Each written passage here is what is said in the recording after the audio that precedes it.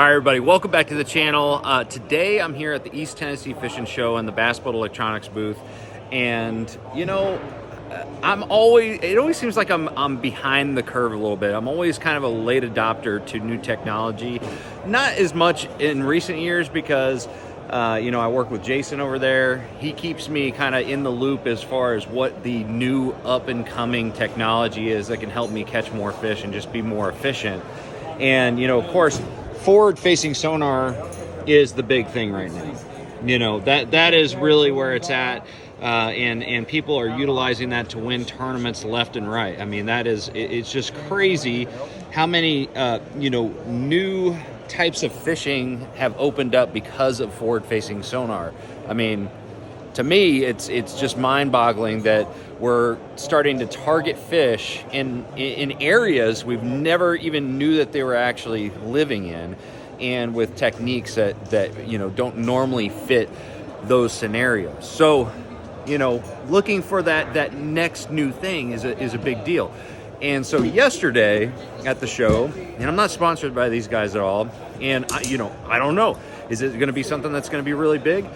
But one of the things about forward-facing sonar right now is the fact that you're just doing it off the bow right now for most situations.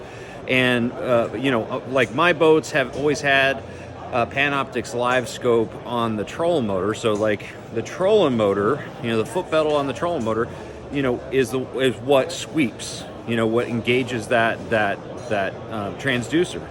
Now more and more people are getting, you know, these like, I don't know what you'd call it, but they're actually like posts that rotate. You can actually you know, maneuver them independently of the trolling motor.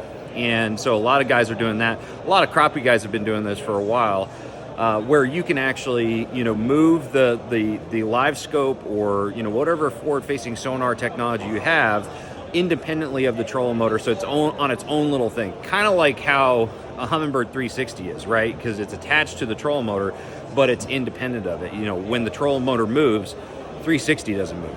So that is pretty cool. Now, I'm not completely sold on that per se, you know, that new, you know, addition to a boat. I feel like that's a lot going on, like having to worry about something else on the foot or on the floor that you have to, you know, activate with your foot or something like that, or something that you have to activate with your hand. But yesterday, I bumped into these guys at Sniper Marine. I'm going to do a video here, Trey. All right, what's up? All right. So yesterday I bumped into these guys. They've got this Sniper Marine. What do you call this in general? So this is our sniper pole. That's what we Sniper call pole. it. This is Okay. the scout model here. But what do you? I was struggling to like think of how to kind of describe this. What would you describe this as? Like, Transducer pole. Just a transducer pole. So forward-facing sonar. yeah. So as you can see here, you just rotate this, and there's no, like, you don't need any power to operate this. It's all hand powered. It's very smooth. But what we were talking about yesterday, Right. and I'm doing this video, so like, could this be the future of forward-facing sonar, Okay. right? Yeah. So what we were talking about yesterday is not necessarily just having it on the bow, which we're used to, Right. but actually having something at the console where you can use forward-facing sonar and look for fish in structure and cover, you know, while you're at the console, which is completely different. Obviously, we have that kind of with forward-facing sonar, or not forward-facing sonar, but side imaging and Right. things like that. Right. But forward-facing sonar is way better at like finding fish, you know, and actually seeing them. What we were talking about was actually, like, you know, we're going to Seminole pretty soon, or not Seminole, but Eufaula pretty soon, and brush pile fishing is a big deal. And if you idle over a brush pile to see if there's fish, you're likely going to shut off that bite to begin with. So it's like having something like this that you can put at your console, check it real quick, just point that sucker right over at the brush pile, check to see if there's fish. And if there is, you can stop and fish. That's exactly without disturbing the fish. And you can mark it on your electronics without driving over it, like you said. Yeah. But that's pretty cool. You said you had a video of showing that. Yeah, right here.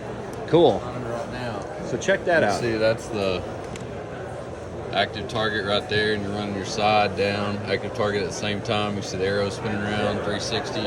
Yeah. And you'll see brush piles here actually. So that's some Right standing there. timber there in the creek channel, and just checking it for fish.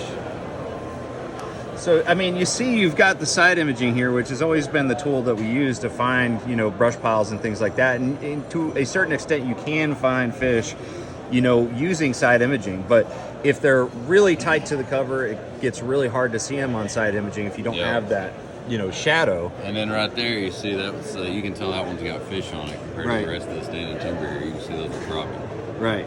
And you can mark it. Yeah.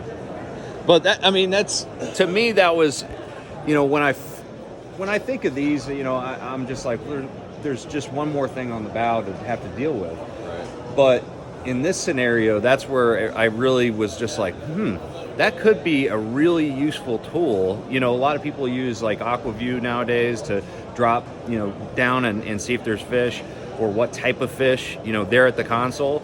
This is going to allow you to use forward-facing sonar at the console.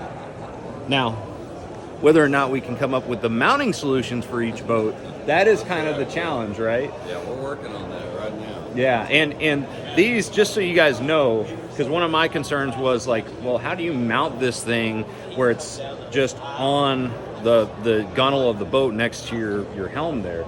But all you have to do, it's super light. You can take it out of the cradle, so you have a stagnant, you know, mounting plate or whatever mounting solution you have. You can actually take this out and maybe put it below your feet or something like that, behind you in the seat or something.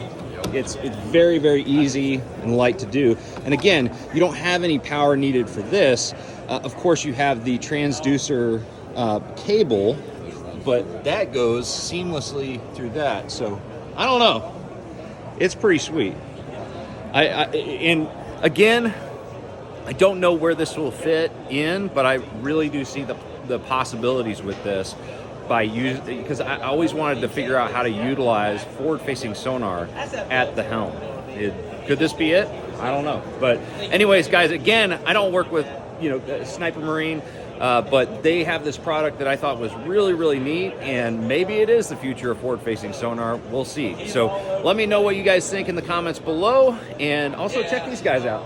Pretty awesome. So, and also check out bassboatelectronics.com. See you guys out on the water.